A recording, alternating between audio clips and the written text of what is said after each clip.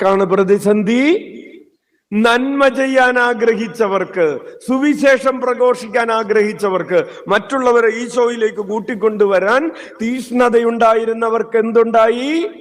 പ്രതിസന്ധി. എന്താണ് ആ പ്രതിസന്ധി? നാട്ടുകാര് വഴി കൊടുക്കുന്നില്ല. ഈശോയുടെ അടുക്കലേക്ക് പോകാൻ അവർ സമ്മതിക്കുന്നില്ല. അവർ തടസ്സം നിൽക്കുകയാണ്. എന്റെ ജീവിതത്തിൽ ചില പ്രതിസന്ധികൾ ഉണ്ടായത് മൂലം ഞാൻ ദൈവത്തെ ഉപേക്ഷിക്കുകയാണ്. ഇവർ ഈ 4 പേര് തളർവാദ രോഗിയുമായിട്ട് ഈശോയുടെ അടുക്കലേക്ക് വരുമ്പോ തടസ്സമാണ്. നാട്ടുകാര് വഴി കൊടുക്കുന്നില്ല. ഒരാള് അഭിനന്ദിക്കുന്നില്ല എന്ന് മാത്രമല്ല, അന്ന് കയറി പോയിക്കോ ചേട്ടാ, ചേട്ടൻ നല്ല കാര്യമല്ലേ ചെയ്യുന്നത്, ചെയ്യ് എന്ന് പറഞ്ഞ് മാറിക്കൊടുക്കുന്നില്ല എന്ന് മാത്രമല്ല, ശല്യങ്ങൾ വന്നിരിക്കുന്നു എന്ന് പറഞ്ഞുകൊണ്ട് ആട്ടി ഓടിക്കുകയാണ്.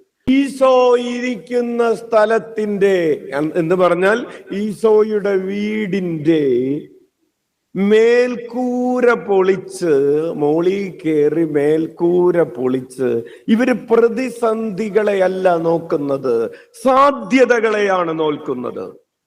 എന്റെ ജീവിതത്തിൽ എന്തൊക്കെ പ്രശ്നങ്ങൾ ഉണ്ടെന്നല്ല പ്രിയപ്പെട്ടവരെ നോക്കേണ്ടത്, ഈ പ്രതിസന്ധിയെ എങ്ങനെ അതിജീവിക്കാമെന്നാണ് നോക്കേണ്ടത്.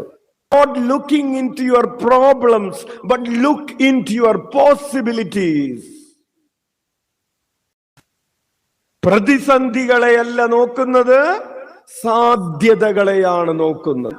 അവരന് വേണ്ടി, ഈ കിടക്കുന്നവന് വേണ്ടി കള്ളനെ പോലെ ആകാനാണെങ്കിൽ അങ്ങനെ,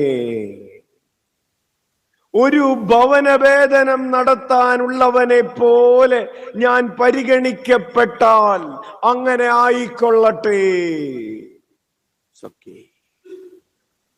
ഞാനല്ലേ മോശക്കാരനാവുകയുള്ളൂ, എനിക്കല്ലേ കുഴപ്പം പറ്റുള്ളൂ.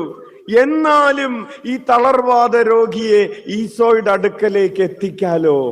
എന്റെ പേര് മോശമായാലും കുഴപ്പമില്ല, 4 പേര് ഈശോയെ അറിയട്ടെ.